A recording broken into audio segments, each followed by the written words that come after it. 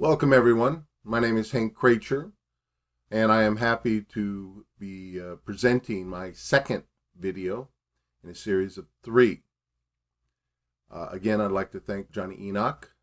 We're doing the Immortal Light Tour here in Egypt. And of course, this is, as mentioned previously, this will be the second video of three. It is entitled Alexander the Great and the Serpent.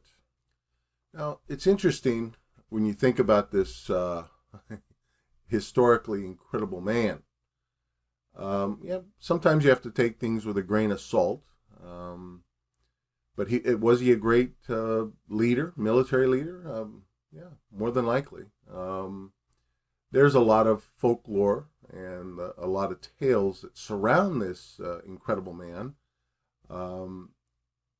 But I found it worthy enough to continue using him, but to continue the video series with the relationship that Alexander had with the serpent.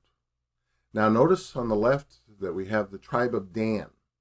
Okay, of course he was a military leader, but his lineage goes back to the tribe of Dan, which of course originated in Egypt. So who was Alexander III of Macedon, born in 356 BC and died, supposedly, in June 323 BC, was commonly known as Alexander the Great. He was a king of the ancient Greek kingdom Macedon and a member of the Argead dynasty. He succeeded his father, King Philip II, to the throne at the age of 20. And spent most of his ruling years conducting a lengthy military campaign throughout Western Asia and Northeastern Africa. By the age of 30, he had created one of the largest empires in history, stretching from Greece to northwestern India. He was undefeated in battle and is widely considered to be one of history's greatest and most successful military commanders. So you can see his, shall we say, conquest, of course, starting in Greece, off to the left-hand side, and, of course, going all the way over into India. But of interest to us, of course, will be Egypt itself. Okay, so you can see Alexandria, which was named after him. And of course, his conquest was from Greece to India to Babylon. More specifically in Alexandria, we can see from the map, off to the right was the Jewish quarter, and of course was founded by Alexander about 332 BC. You can see the position of the walls, streets, and buildings is for the most part hypothetical. But right there in the middle, you can see where the library was. Fascinating. Now, I did want to touch on a couple pictures, shall we say, what many people believe. And there's good reason for these tales. Okay, so you can see the Sphinx, and many people believe, and there's probably some truth to it. At least there's been many attempts to prove it, which I will talk about shortly. But you can see that there's supposedly a library underneath, great halls, there's a circular temple, so forth. So these are some of the tales that have come out of this quest under the Sphinx and under the pyramid area, okay, or the plateau of Giza. So, it's interesting. We'll talk about that a little bit later, but I've come across, we like to call it Giza, but it's actually Giza, from what I've understood. And I always got a kick out of that, Giza, like Jesus. And you can see some of the attempts at tunneling on the plateau. To my understanding, the Egyptian authorities, if there's any discovery, they're quick to seal up the area and go very slow on the excavation, probably for obviously health and safety reasons, but to be honest with you, they take their the idea that people could pillage very seriously. Also, like I said, there's been many attempts to get down below, and you can see a couple here. And of course, even on the Sphinx, we can see at the very top an effort to find the tunnel to go underneath. They believe there's great treasure and great mysteries to be found underneath there. One tale, obviously, is related to our story, is this universal library of knowledge that was preserved underground, under the plateau, in particular the Sphinx. Again, here's some couple efforts. You can see on the far left, of course, they sealed it up, where earlier photographs it was open. And then you can see several attempts to go under the ear. Looks like there was an attempt there that was sealed. And of course, at the base, there was other attempts. And again, you can see the grand hall or tunnel, the entrance. This is very prevalent on the internet, but it lays out the temples and passages under this Sphinx. Now, where did they come up with this stuff, right? I'm not readily willing to dismiss any of it. I'm assuming it comes from tales. What I've read, they come from certain tales and descriptions. But I don't profess such knowledge, but there are people out there that are psychically endowed, and I'm sure, like remote viewing and things like that, they can get in there and come up with these depictions, and there's an element of accuracy. I think sometimes they have problems with time, but we find later, after doing remote viewing and things like that, there's an element of truth to it, but usually it's hindsighted. And of course, some people have speculated that that great stone there in front could be another passageway. It does seem to be out of place. I don't really know. I don't profess to be an Egyptologist, but I found that interesting that they have this unique stone right front their center, and it seems to be out of place, for me anyway. Another great picture of the Sphinx, some of the erosion. Okay, so let's talk about Alexander a little bit more. History has recorded that the tribe of Dan, which of course started in Egypt and was led by Moses to what would become Israel, eventually went to Greece. There's a lot of history in between. The Romans, persecution, intertribal conflict, and so forth. But history has recorded that the tribe of Dan went to Greece, in particular northern Greece. So Alexander the Great, with direct lineage to the tribe of Dan, would prove his loyalty to his Egyptian royal heritage. I know that comes as a shock to a lot of people, but what was Moses? It's not a stretch. What was Moses? He was part of the royalty of Egypt, wasn't he?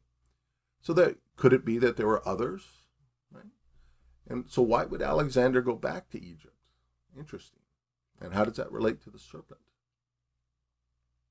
So by building upon the country's tradition of learning and teaching the mysteries. That's what he was doing. It was already there, and all he was doing was adding to it. And of course it continued for, several hundred years.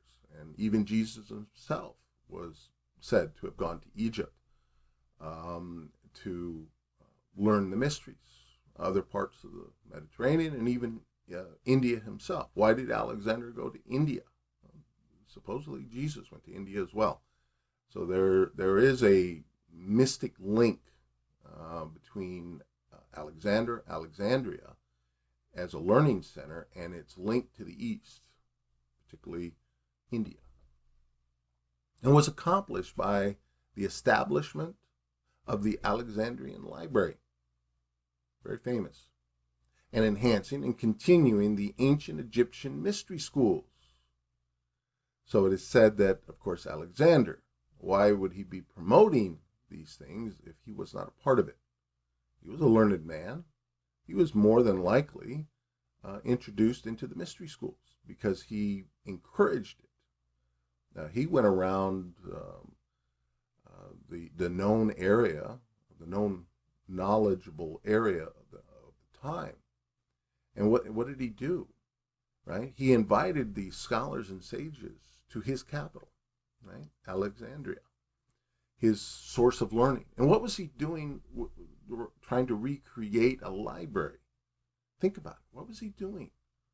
He was establishing above ground what many have recorded as an underground library. Think about that. Why would he go to Egypt, reestablish his lineage, which is, of course, the tribe of Dan? He felt he was in the tribe of Dan, and he went back there and established a library above ground, more than likely because they couldn't find the one underground. Something to think about, isn't it? So I found this most interesting. 33-degree Freemason Manly P. Hall wrote in his book, The Secret Teachings of All Ages, from 1928. Now, you have to take it in parts, and not take it as a whole, but take it in parts. It's really quite interesting to read this. Moses, speaking to Jehovah, the God of Israel, appointed 2 architects to superintend the building of the tabernacle. They were Bezalel, the son of Ur, and the tribe of Judah, and Aholab, the son of Esamach, of the tribe of Dan. Their popularity was so great that they were also the unanimous choice of the people. When Jacob, upon his deathbed, blessed his sons, he assigned to each a symbol. The symbol of Judah was a lion, and of Dan, a serpent or bird, possibly an eagle. So remember the serpent, remember from our previous video, that we have the serpent, right, is a reptile. Well, so is a bird, an eagle. And when they say eagle, I love that because really it wasn't an eagle, it was the phoenix, right? That was the idea at the time. So over time, it's sort of, you can even see the early depiction in America, the United States. You can see its usage as a very thin bird, which eventually became a thick bird like an eagle. But the phoenix was more of a thin bird. The lion and the eagle are 2 of the 4 beasts of the cherubim, the fixed signs of the zodiac, and the Rosicrucian alchemists maintain that the mysterious stone, right? Well, think about that, the mysterious stone of the wise, the soul, was compounded with the aid of the blood of the red lion and the glutton of the white eagle. So the mysterious stone, what is the mysterious stone, right? Well, that would be the quest for immortality, right? That's what alchemy is about, the quest for immortality. So they're alluding to some type of alchemical formula when they talk about the blood of the red lion and the gluten of the white eagle. So most interestingly, though, was the fact, as many scholars have speculated, that by building a world-renowned city of learning, Alexander was simply attempting to reestablish the universal library alleged to be underneath the Giza or Giza plateau.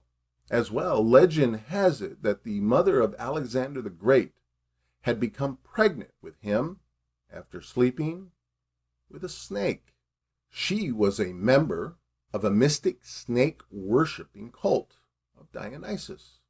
Moreover, Alexander's sister, Thessalonike, eventually became a mermaid, which means she was half maiden and half sea serpent.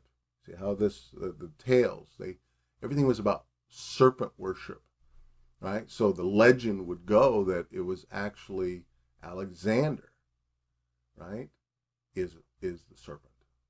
And families are the serpent, part of the serpent class. And of course we can see the picture to the right Alexander with his sister, the mermaid, half maiden and half sea serpent.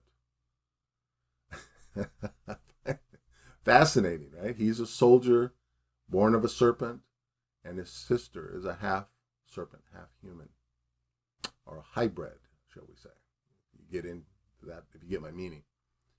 These, along with Alexander's greatness, led to numerous snake cults, which were formed during and after his death in both Greece and Egypt. In essence, from the time period, the scholarly class knew that and looked upon Alexander as a serpent of royal lineage. He knew that, and the people knew that from that time. And of course, this was extended to, if you can imagine, the coins that he would use. Right? Alexander's coin, notice the serpent on the back side. It's part of the tribe of Dan, the serpent.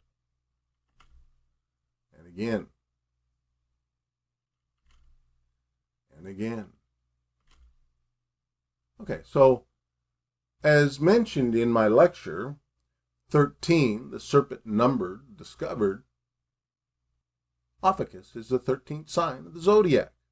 You can see on the right, Ophiuchus, forgotten zodiac constellation.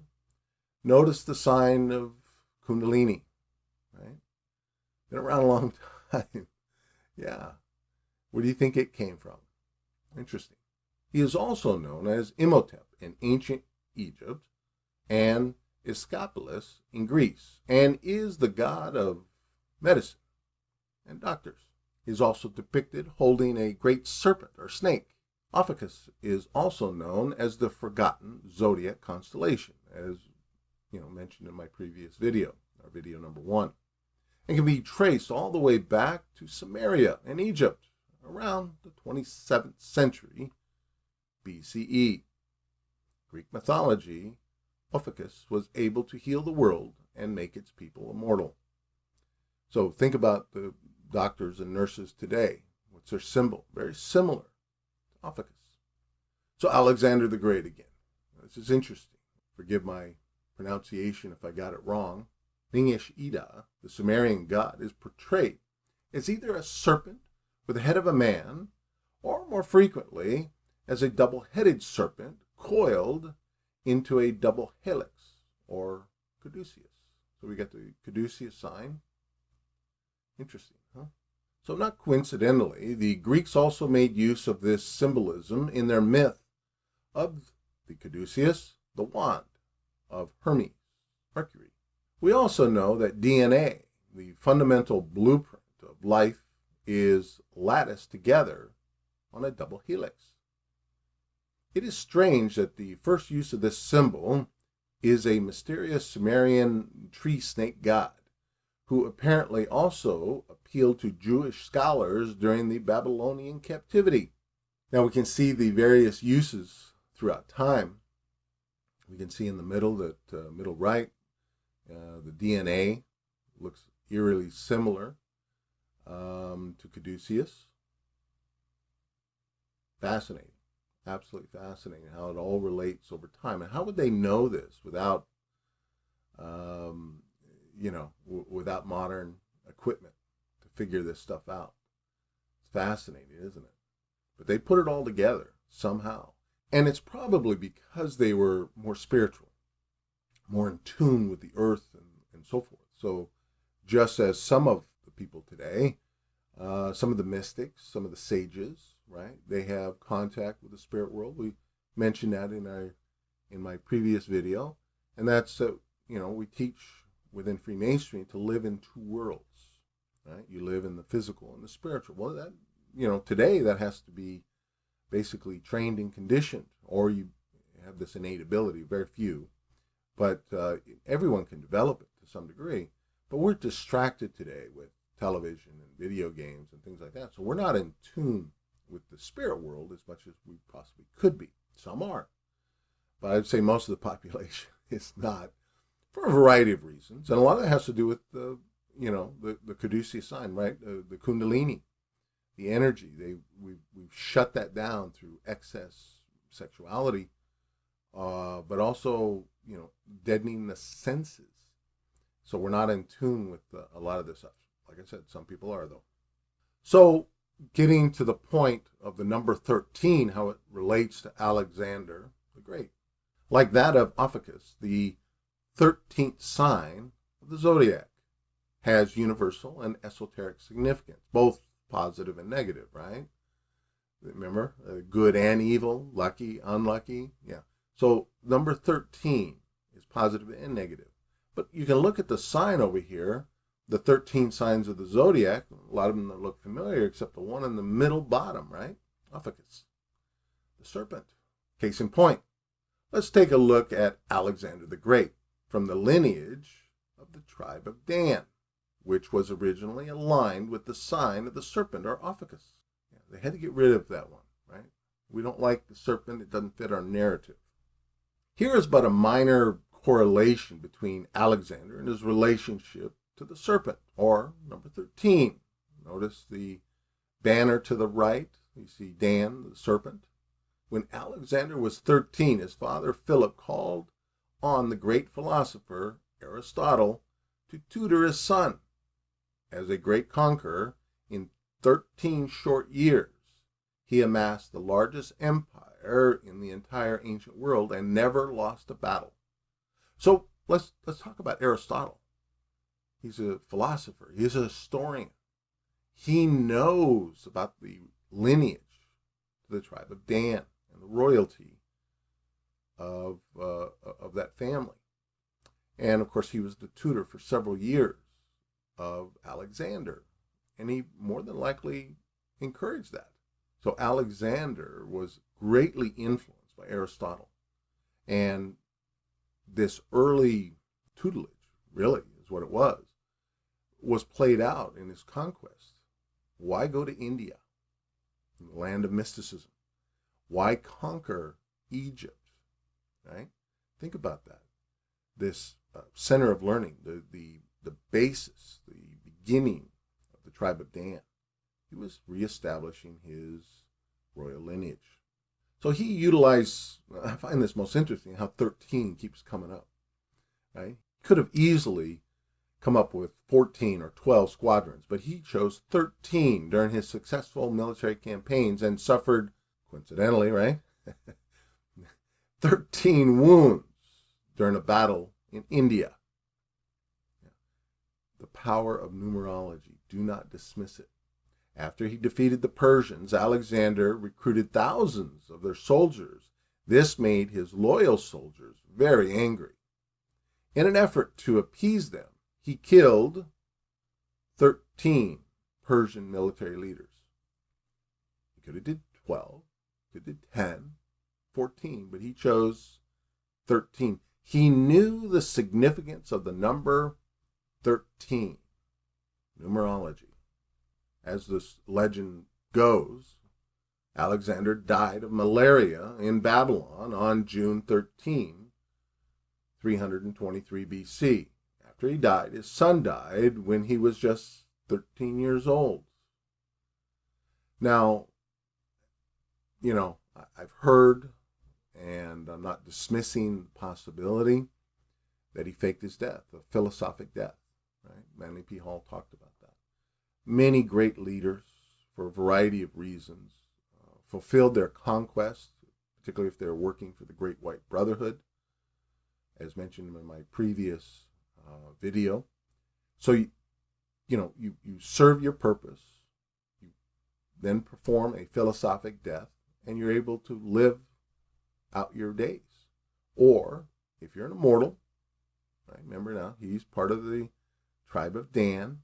If he understood the tribe of Dan in 13, he understood the rules of immortality. And if you fake your death, then everyone, they're going to stop trying to kill you. He had killed a lot of people. He had a lot of enemies. He had a lot of followers, but he had a lot of enemies. And if he wanted to live for a very long time and continue to serve humanity, he had to perform a philosophic death. Again, I know some people will dismiss that, but in the mysteries, we don't dismiss anything off first hand. We consider it, leave it open, and wait for guidance to fulfill that answer. According to Pythagoras, the science of numbers is the basis for all things. 13 is the most enigmatic of all numbers, as it is the number of transformation. Of course, Pythagoras, right? He also went to mystery schools, and he came out of that era, a great learned man, but he understood the power of 13 as a number of transformation from something to something. So a lot of people who are aware of its power will use it for good, hopefully. But you can use it for bad. Absolutely. Number of transformation. It was one of the most revered numbers in the ancient world, as it is the number of the months of the lunar cycle of the year, as I've alluded to before in my previous video. Right? 13. It represents death and rebirth at the same time. Right? That dual yin and yang, back and forth, good and bad, right? Lucky, unlucky. As the 13th moon closed one year, and it also opened another. Both Muslims and Jewish calendars still operate on this 13-moon calendar for their religious holidays. Interesting, right? So in the Western world, we have no clue about the 13-moon calendar, right? But for festivities and things like that, it still exists for religious purposes. Why do they keep that alive? Because they know, right? Especially in the West, we like to, distance or shut people off from this knowledge because it actually has true spiritual power. Notice above Pythagoras' head in the picture to the right is a triangle, which signifies 13. Same as the coat of arms of the Archbishop of the Catholic Church, which you can see to the left. Triangular, a 3-line figure consisting of 10 points within a tetractys. Coincidence? I think not. As such, the symbolic meaning of number 13 deals with moon associations, as can be seen in the calendar to the right, the Celtic calendar. As such, femininity, magic, psychic, and emotion. The Celtics honored the 13 lunar system by also associating it with the sacredness of trees, as can be seen in the calendar here. Okay, so they were more into the trees as opposed to, some of the animals and moons and things like that. 13 sacred trees are shown in the wheel. It was under penalty of death to disturb, cut down one of these trees. And of course, you can see some of the various calendars of the different moon cycles, but some of the older, like to the right, the Jewish calendar, Native American calendar, and the moon calendar, 13, the serpent, the 13. So the further you go back, you can see that 13 was really a powerful number in reference to the zodiac, wasn't it? But over time, this is what I've said it before, I'll say it again, we're fighting a spiritual war, right?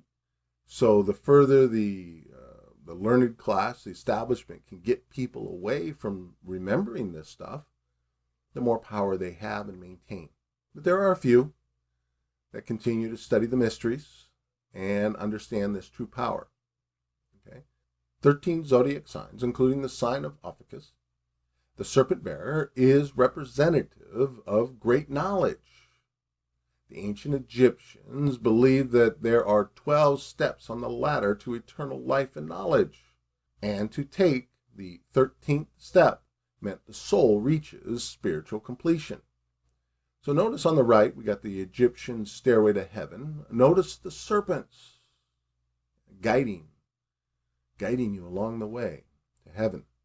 Interesting. So a lot of people dismiss this possibility, but the Egyptians exemplified that, the ideas of immortality, more than people realize. or want to even consider. 13 is, most importantly, the number the Egyptians associated with immortality. The quest for immortality. Hidden treasures of Egypt. That's why your visit here over this, this couple weeks that you have in Egypt is so important. You may only get a glimpse of what's there, but it may, in fact, start your own individual journey to learning more about the possibilities of immortality.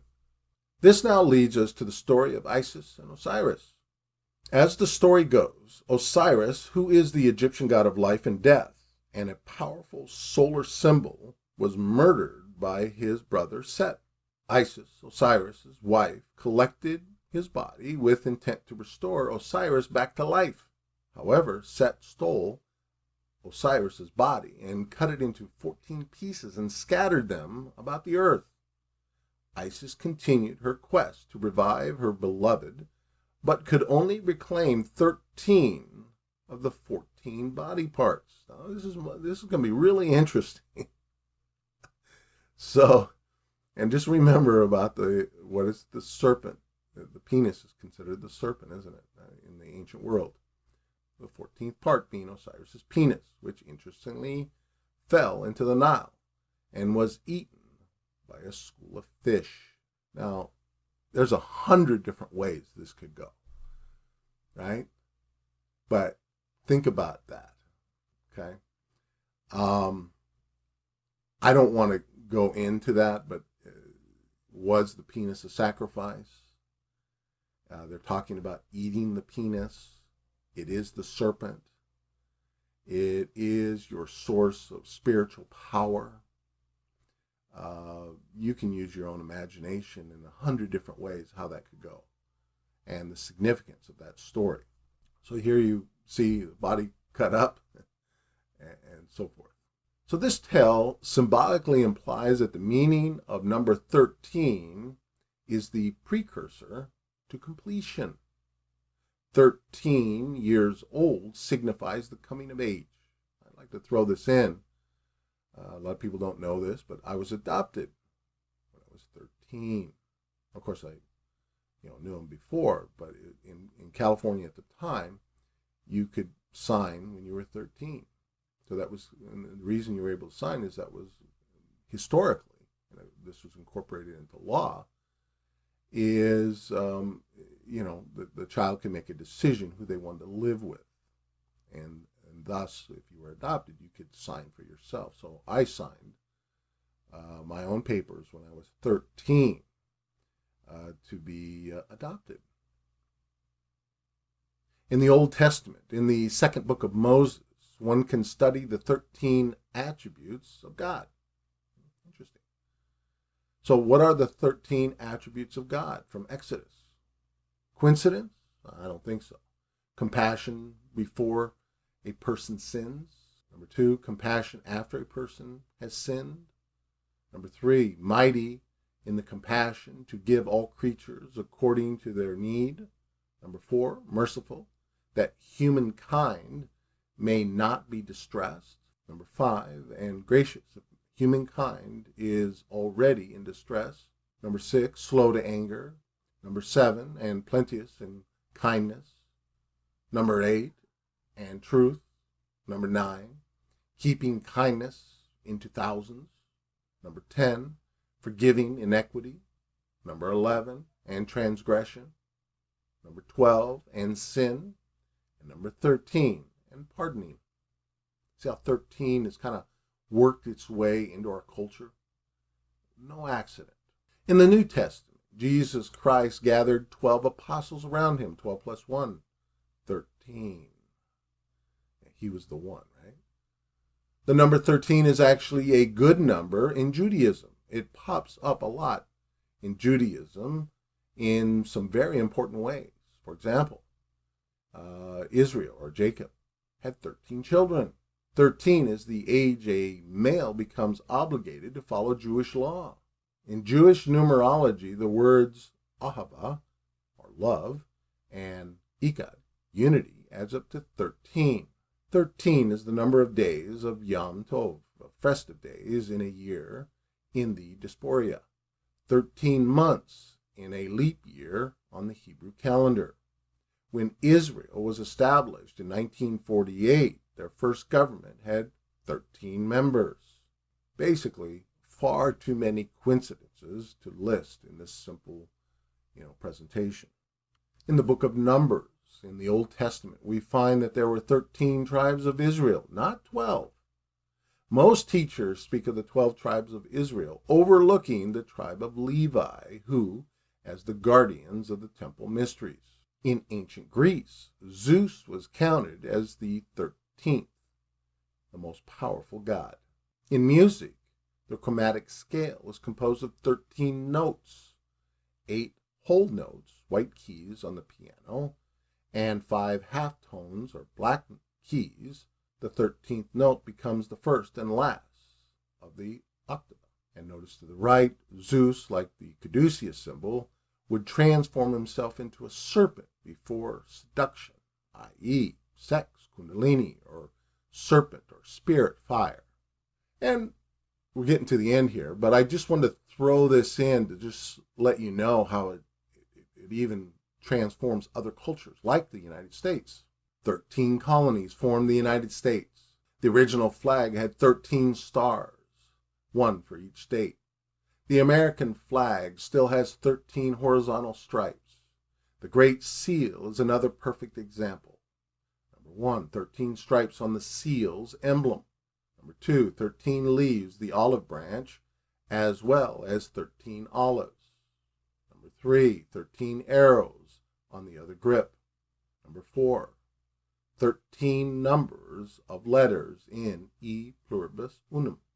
Number 5, 13 numbers of letters in annuit coeptus. Number 6, breast cover has 13 stripes on the bird. So I'd like to thank everyone for watching and or listening to this video presentation and a continuation of video number 1.